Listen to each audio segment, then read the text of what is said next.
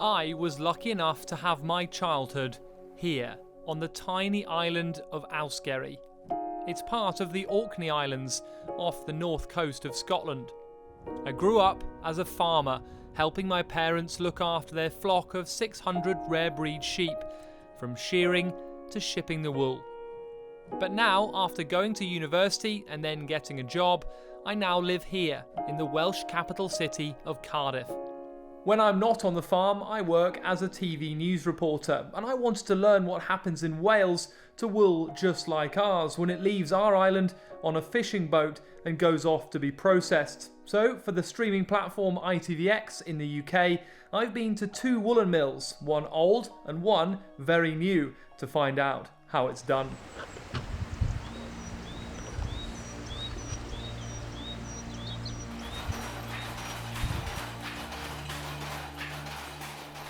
This is a sight and a sound that is characteristic of Wales. Wool and weaving are part of our DNA as a country. But for a long time, this has been a story of decline.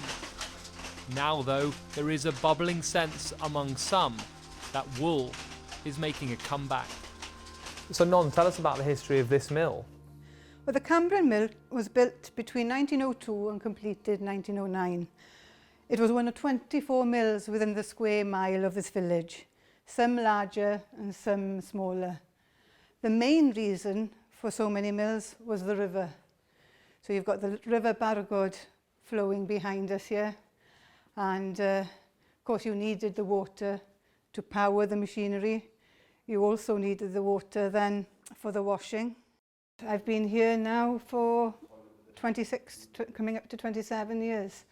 I started off when I was in school coming on work experience in Menintavy, the working mill, with Raymond. I mean, this can be fixed on either side, or top or bottom, depending on where that bracket is. I studied woven textiles, got a degree in woven textiles, and then the opportunity came to start off as an apprentice here at the museum. So along the way, I've had the experience of working with people that have actually worked in the industry. My name is Raymond Jones.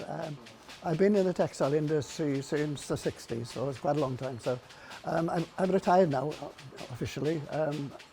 We did run Menintavy, which is just the building across there. We've been there for the best part of 50 odd years, actually, so in the woolen industry for that long. What we're doing here at the moment is actually doing a bit of maintenance on a 19-inch loom, which is a dobby loom. It's a double-cross dobby loom. At the moment, the boys are actually sorting a bit of threading out there. So once we get it all sort of set up again, sort of it'll be ready to run. So the boys were saying that without you here today, they would have struggled to work out what was wrong with the loom. Well, it is a bit like that, because obviously I come in here to do a bit of training as well, so. I've got a vast experience in the textile industry, being that I've been in it 50 years. Not just in the weaving, but also the rest of it as well, so. Because I've been at this place since 64, I think, So hopefully I can pass most of it on to, the boys here and my colleagues, really. There's something quite magical about the process which takes this raw wool from the sheep around Wales and turns it into this, a beautiful final product, durable and practical, and all through a series of processes which have taken place on this spot for more than 120 years. So Non, just tell us what's happening here then. Well, first of all, we weigh all the wool out. So we put a layer upon layer of wool, and then we're ready for the first process, which is the willowing. And the willower, or effectively known as the devil, disentangles the wool, so it tears the wool up, preparing it for the carding.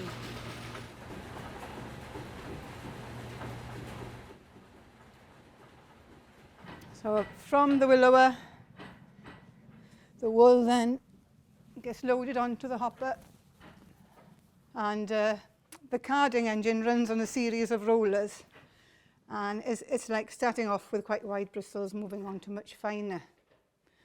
And the first thing that the mill owners used to do in the morning when they came in was to pray for the carding engine, because without the carders the whole process will break down. Same as everything else, it's the preparation that's important. This process is close to my heart. I am myself the son of farmers in the Orkney Islands off the north coast of Scotland. My parents still have a flock of 600 rare breed sheep native to Orkney. Over the last few thousand years, they've adapted to their harsh environment, eating seaweed that's rich in nutrients. Throughout my childhood and since, I've helped with the sorting and then packing up of our wool before it's shipped away. Until I moved to Wales, I'd never seen up close the hard work and skill that goes on to process wool just like ours, after we've waved it goodbye. For much of the last century, dozens of woolen mills across Wales have been closing their doors. But here in Cardiff, Johnny and the family firm built by his parents have bucked the trend. This is the first newly opened mill to be opened in Wales for decades.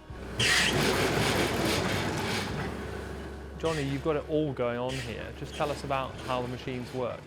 Yeah, so what we're doing here really is taking it right from clean wool through kind of 8 or 10 different processes to make a yarn. So each machine is very slightly altering the fleece and kind of changing its state a little tiny bit. So the carder behind us, for example, is just starting to open up and align that fibre, then comes onto the gill box that you've seen that further aligns it and sort of blends it a little bit more, then onto the comb, which is taking out those very short fibres, and finally onto the spinning frame. So it's kind of a multi-step process. I'd love it if it was feeding a sheep in at one end and getting yarn out the other, but it's not that simple, unfortunately.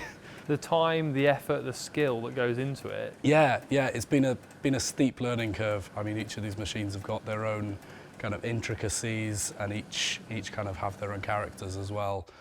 So learning that has been tricky. There's been many sort of stressful days, sleepless nights, but getting them up and running has been really important to be able to take back the control of processing and production, and bringing it back to Wales as well has kind of been vital.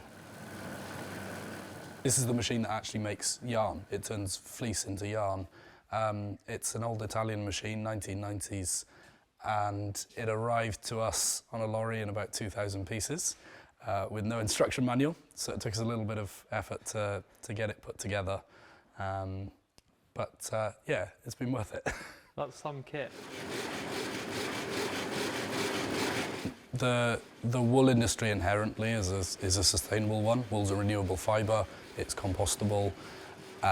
So just kind of linking up that sustainability and shouting about it to consumers has been a big part of the wool revolution that's happening at the moment, making people realise that this is an awful lot more sustainable, certainly than a synthetic fibre, but also compared to kind of imported cotton. We've got an abundance of water. We don't need to worry about the water usage in wool or anything like that. So kind of linking that up has been really important for us as a business, but also us as an industry as well. You talk about a wool revolution. What do you see that being in Wales? I think it's about capturing the kind of passion and the excitement that's happened and turning it into something. You know, that we're really fortunate that there's now a whole load of manufacturers, of makers, of designers that are really focusing on Welsh wool and Welsh production, and kind of trying to ride that wave a little bit. We're a nation that's always been very proud of our wool history, and I think in the past maybe we've focused too much on what we've lost. So getting new generations, but also new perspectives, new voices into the industry is building it up, and it's kind of going from strength to strength.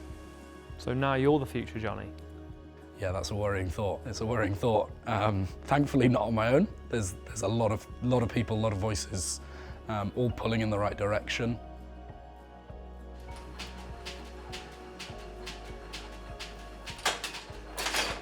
The passion on display in people like Johnny are giving those at the museum who've seen the ups and downs of the wool industry a new hope for the future. Yeah, I think this one's a bit slack as well. So. I was teaching for many years, so yeah, I just got an interest because I started popping in and working with Raymond next door, and I felt it was really important to maintain these skills. What were you teaching before then? Design technology, so there was a little bit of textiles in that, and a bit of engineering, so there were some skills that could cross over. But the idea is that we pick up the skills from Raymond and then we share them. So hopefully we'll get to a point where we'll be good enough to get other people in, maybe apprentices, things like that, and get them to learn the skills, and so I can pass them on. So continues the teaching career just in a different way. Well, the loom you're looking at dates back to 1912. It's originally from the mill, and it is a 4-shaft loom. It's part of the National Collection, so we do run it, but only for short periods because of the wear and tear. So what I'll do is I'll get it started. It is quite noisy, so just be aware of that.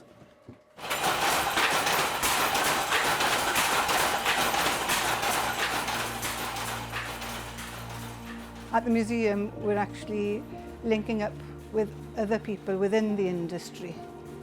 So whereas before, years ago, the mills might have been quite secretive about the way forward or wouldn't let other people know their secrets and so on, I think working in the National Wool Museum, there's a big link now, and a lot of the people within the industry are coming together so that we can preserve the craft and preserve the skills needed to keep the woolen industry going.